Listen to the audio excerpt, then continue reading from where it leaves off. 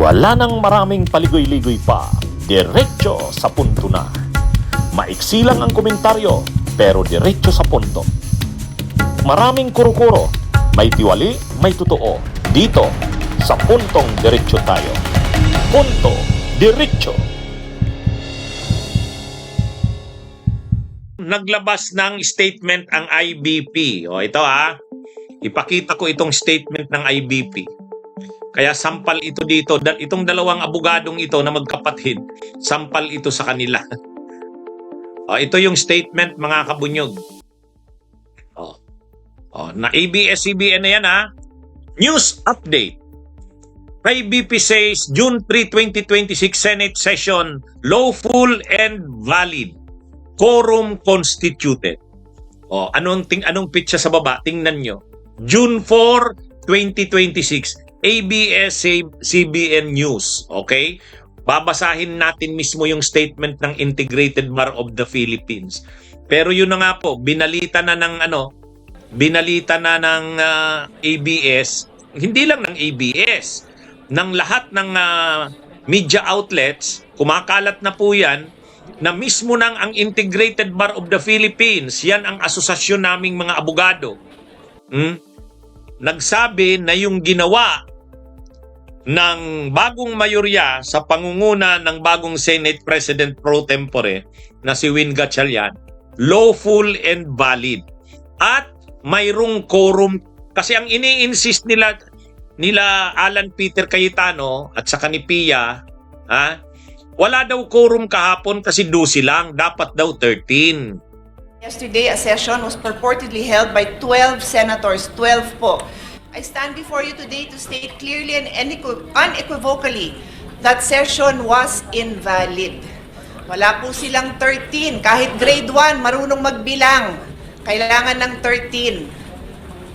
So wala ho silang authority gawin yung mga ginawa nila. The 1987 Philippine Constitution states, Article 6, Section 2, the Senate shall be composed of 24 senators. May narinig ko kayong 22? Wala, 24. Article 6, Section 16.2, a majority of each house shall constitute a quorum to do business. Rule 2, Section 2 of the Senate rule states, the officers of the Senate shall be elected by the majority vote of all its members. Majority vote is 13. When 12 senators convene and purportedly held session, how can that be valid? Okay, mga kabunyog, mga kababayan. Yan yung paulit-ulit na sinasabi ng magkapatid na yan. Kaya nakakahiya na nga Actually, lahat na halos nagsasabi. Lahat na halos nagsasabi, hindi lang ako. Pati si retired Senior Associate Justice Carpio, pati si Attorney Howie Calleja, pati si retired Associate Justice Adolf Ascona, si dating Senate President Franklin Drilon na isang abogado rin, si dating Senate President Coco Pimentel na bar top notcher at dating abogado rin. Lahat nagsasabi na mayroon ngang quorum. Yan yun. At valid at legal nga yung nangyari. Ay kaya lang matigas talaga itong sila Cayetano pero ngayon naglabas na ng statement ang IBP, Integrated Bar of the Philippines. Paano na yan? Paano na yan? Huwag nila sabihing mali. Asosasyon na yan naming mga abogado. Hindi yan maglalabas ng statement na hindi mga kabunyog, mga kababayan. Kaya ito na ngayon. Basahin natin ang laman ng statement. Ito ang laman. Basahin natin, mga kabunyog, Integrated Bar of the Philippines, 20th Board of Governors, Office of the National Director for Communications. Official statement on what constitutes a legitimate quorum for the Senate to conduct official business for June 2026. Article 6, Section 16, Paragraph 2 of the 1987 Constitution provides that a majority of each house shall constitute a quorum to do business, but a smaller number may adjourn from day to day and may compel the attendance of absent members in such manner and under such penalties as such house may provide. Close quote. As to how quorum is determined, the Supreme Court already decided this issue in the 1949 landmark case of Avellino versus Cuenco by interpreting a provision with identical wordings in Article 6, Section 10, Paragraph 2 of the 1935 Constitution, which provided that, open quote, a majority of its house shall constitute a quorum to do business, but a smaller number may adjourn from day to day and may compel the attendance of absent members in such manner and under such penalties as such house may provide. The Supreme Court explained that if the ramp session was not a continuation of the morning session, was it validly constituted? In other words, was there the majority required by the Constitution for the transaction of the business of the Senate? Justices Paras, Feria, Pablo, and Bengson say there was.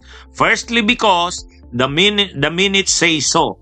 Secondly, because at the beginning of such session, there were at least 14 senators, including Senators Pendaton and Lopez.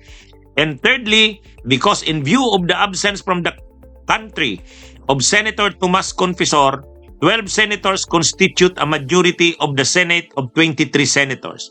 When the Constitution declares that a majority of, open quote, each house, close quote, shall constitute a quorum, the House does not mean all the members. Even a majority of all the members constitute the House. Yan, ha? There is a difference between a majority of all the members of the House and a majority of the House, the latter requiring less number than the first. Therefore, an absolute majority of 12 of all the members of the Senate, less 1 ng 23, constitutes constitutional majority of the Senate for the purpose of a quorum.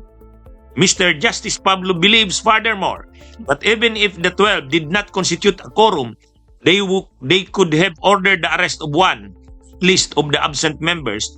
If one had been arrested, there would be no doubt quorum then. And Senator Cuenco would have been elected just the same, inasmuch as there would be 11 for Cuenco, 1 against, and 1 abstain. O yan, mga kabunyog. O, ito pa. In fine, all the justices agree that the court, being confronted with the practical situation that of the 23 senators who may participate in the Senate deliberations, in the days immediately after this decision, 12 senators will support Senator Cuenco, and at most, then 11 will side with Senator Avellino. It would be most injudicious to declare the latter as the rightful president of the Senate, that office being essentially one that depends exclusively upon the will of the majority of the senators. The role of the Senate, about tenure of the president of that body, being amendable at any time by that majority. And that's any session thereafter held with 13 or more senators in order to avoid all controversy arising from the divergence of opinion here about the quorum, and for the benefit of all concerned, the said 12 senators who approved the resolutions herein involved could ratify all their acts and thereby place them beyond the shadow of a doubt. The Avellino ruling emphasizes a practical approach. The Constitution should be interpreted in a way that allows the Senate to function and not be blocked by the absence of members who cannot realistically be made to attend. In the Senate session of June 3, 2026, the Avellino Doctrine is applicable in relation to the determination of quorum despite the physical presence of only 12 senators. One senator cannot be compelled to attend the session because he is detained in relation to an unbailable offense, while another senator cannot be found, as in fact his whereabouts appear to be unknown since May 11, 2026. Therefore, these two senators are considered as beyond the reach of the Senate and cannot be compelled to attend its sessions. As such, they were excluded from the count of members used to determine quorum. With their exclusion, the total number of senators considered available was only 22. 12 senators therefore constituted a majority of those available, and thus a valid quorum was constituted for the Senate to conduct official business. In short, the Senate session of June 3, 2026 was lawful and valid, following the Abilino Doctrine because a quorum of 12 senators was constituted. All acts, resolutions, and decisions made by the Senate during its session of June 3, 2026 are presumed to be official acts of the Philippine Senate, following the presumption of regularity and the discharge of official functions. O yan mga kabunyog ha, yan na ang statement ng Integrated Bar of the Philippines. O paano na yan? Ha? Paano na yan? Binasa ko na ng buo ha? Binasa ko na ng buo. Ha? Sana, ano yun? Hindi pa rin ba naintindihan yan ng magkapatid na Cayetano?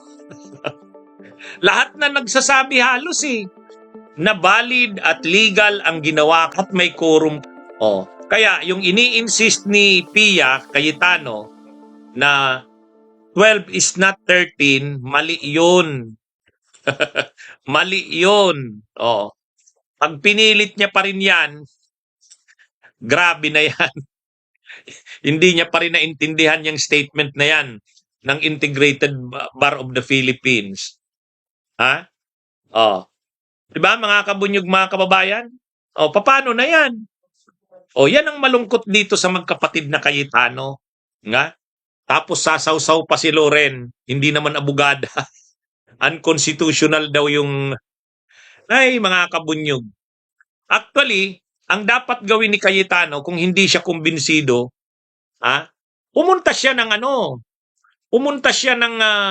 ng Korte Suprema para questionin. Kasi sabi nga dito sa statement na ito, presumed regular. Ibig sabihin, ang presumption, yung ginawa ng Senado ay regular. Kung hindi ka naniniwala doon at tingin mo invalid yon, unconstitutional yon, questionin mo sa Korte Suprema. Yun. Kaya kaya lang hindi naman magki-question sa Korte Suprema si Cayetano. Hindi nila questionin yan sa Korte Suprema kasi alam nilang mali nga talaga sila. Nanggugulo na lang yan. Yan ang malungkot dyan sa mga Cayetano na yan. Dyan sa mga senador na yan ng Duterte. Yan ang malungkot. Hindi na kumikilala sa rason. Mga kabunyog. Ang linaw-linaw naman ang rason Bunyog, halikan na kasama ka. Bunyog, kapag buklod ay may pag-asa. Luzon, Visayas, Mindanao, isa ang pananaw. Sa bagong Pilipinas ang bunyog isisigaw. Bunyog.